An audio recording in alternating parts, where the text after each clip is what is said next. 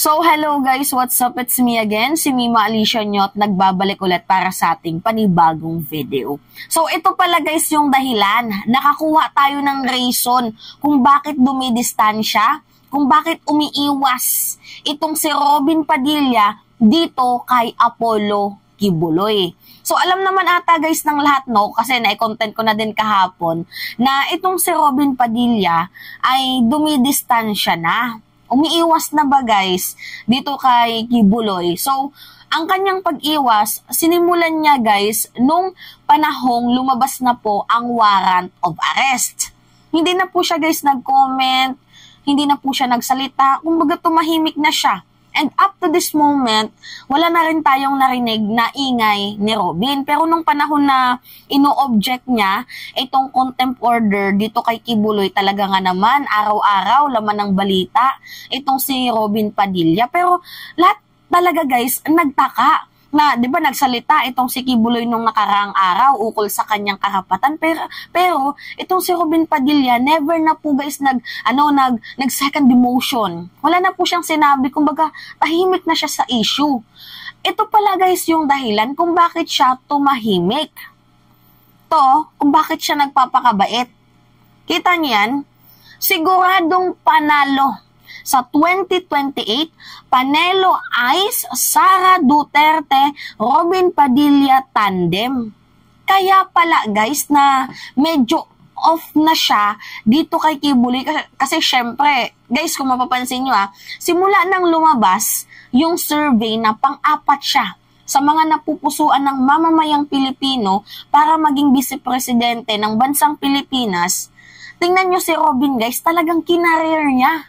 Ginampanan niya. Ito yung survey noon guys. Mga 2 weeks ago na din to. Ano yung sabi dyan? Nasa ika-4 na pwesto si Senator Robin Padilla.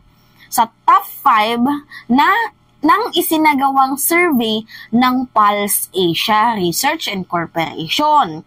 Nangunguna naman sa listahan si Senator Grace Poe at pangalawa si Senator Amy Marcos.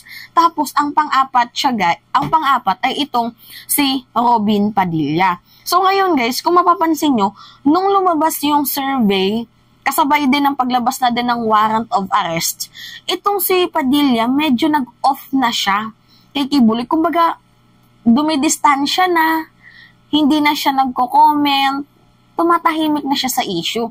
Kasi meron pala siyang binubuong pangarap. Ito guys, nakikita niyan. And syempre guys, napansin niya na medyo, di ba kung sa pagiging senador nga, naging top 1 siya dahil pinakita niya ay mabait siya sa mamamayang Pilipino. Alam niyo naman itong si Kibuloy, mabantot na ba yung pangalan? Madami na yung dumidistansya sa kanya. Si Win Gatchalian, si Senator Bato de la Rosa, even itong si former President Duterte. Madami pa guys ang dumidistansya sa kanya, kaya nga nagtataka ako na nasaan yung sinasabi ni Kibuloy na mga connection niya sa politika. 'Di ba? Parang halos hindi na natin makita at mailarawan kasi parang wala na talaga. Wala na pong gusto na kumampi kay Kibuloy kasi nga mabantot na nga ang pangalan. Ngayon naman, itong si Robin tumahimik sa issue kasi pinupush na pala siya ng iba niyang kasamahan na sige, pag hindi matuloy ang Duterte tandem, Duterte Padilla. Kasi nga guys, maaga nila tong pinapalabas, alam niyo kung bakit. Ang iba kasi dito guys, panggulo lang or para mapag-usapan. Pero behind that scenes, they are testing the waters. Kasi nga, yung lumabas na Duterte tandem, diba? Hindi nag-click. Ayaw, negatibo ang comment ng mamamayang Pilipino. Dito naman sa Duterte Padilla, vinoise out pa lang po ni Panelo nung nakaraang araw, noong April 3 din mismo, nung paglabas ng warrant of arrest ni Kibuloy. So, medyo wala tayong nakikitang negative comments sa tandem ng dalawang to. Hindi talaga siya guys pinag-usapan.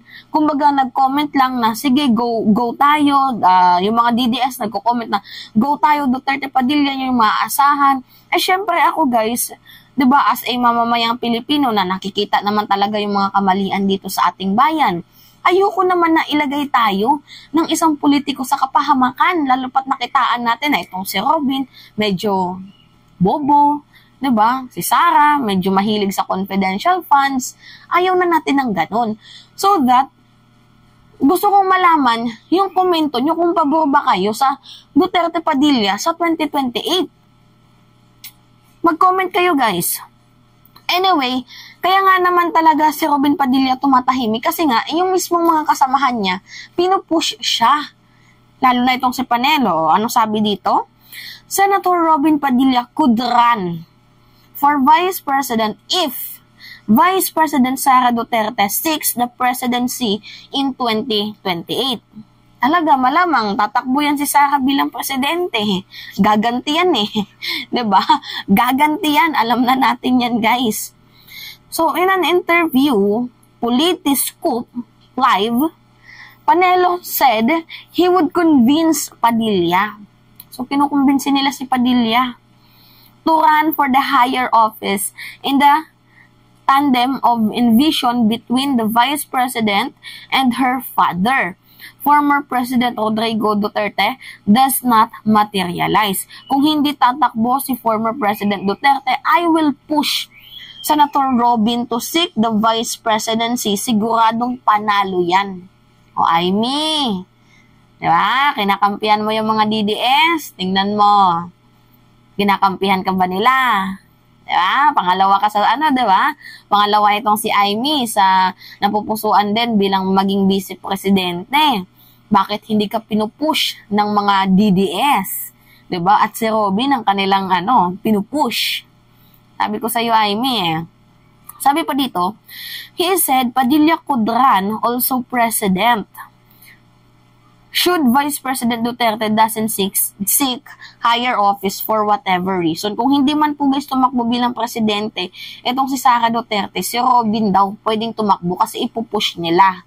Para meron silang kandidato ba? So, Padilla top the 2022 senatorial race with over 27 million votes. Guys, I could not define the votes of Senator Robin Hood Padilla na pwedeng maging boto niya as a vice president. Kasi sa sa senator, 12 kayong pinagpipilian. Sa vice president, isa lang ang mananalo at magwawagi dyan. So, I think mababawasan pa tong boto ni Robin Padilla kasi hindi ko talaga to guys ipupush. Hindi, araw-araw kong mga kampanya na huwag niyang iboto kasi hindi naman talaga guys worth it na maging vice president itong si Robin Padilla. Dito pa nga lang sa pagiging senador, hindi siya worth it, 'di ba? What if pa kaya sa pagiging vice president na walang ibang ginawa kundi kumampi dito sa kanyang mga sa kanyang mga kaibigan. Which is hindi tama yun, guys. If you are a public servant, you are meant to serve the public. Whatever reason it is, pero yung sympathy mo dapat sa mamamayang Pilipino.